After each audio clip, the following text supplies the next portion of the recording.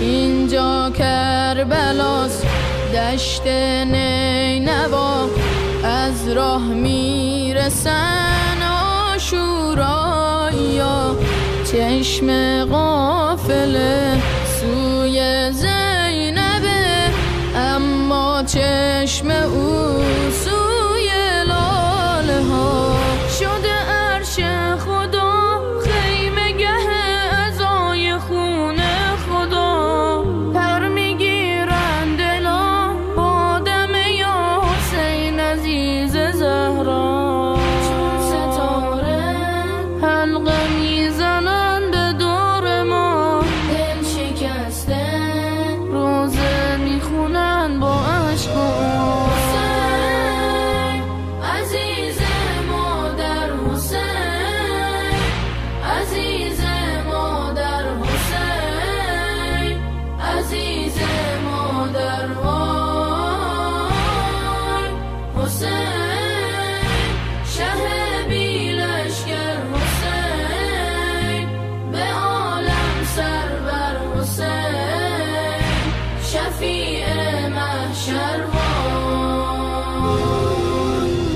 من زینبم و پر شکسته ام، از داغ حسین خون شد دل من، تازیانه ها اشک بچه ها، سرها روی نی شد قاتل من. هنوز از خراب صدای گریه رقیه میاد، مثل یک کبوتر پر میزنه بابا چو از من میخواد. از 3 ساله حرفی نزنه ای برادرم، تا نشم من شرمنده ی روی مادرم. حسین عزیز مادر، حسین عزیز مادر، حسین عزیز مادر، وای حسین شه بی لشکر، حسین به عالم سرور، حسین شفیع محشر.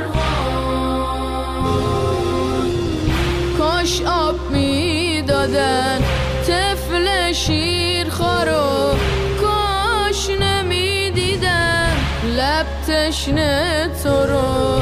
جز من کی دیده این همه غمو، کاش کشته بودن جای تو منو.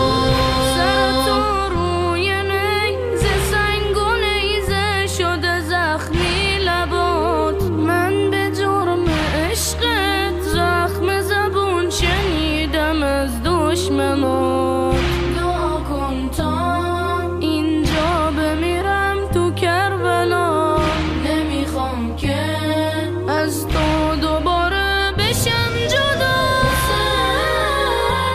عزیز مادر، حسین عزیز مادر، حسین عزیز مادر، وای حسین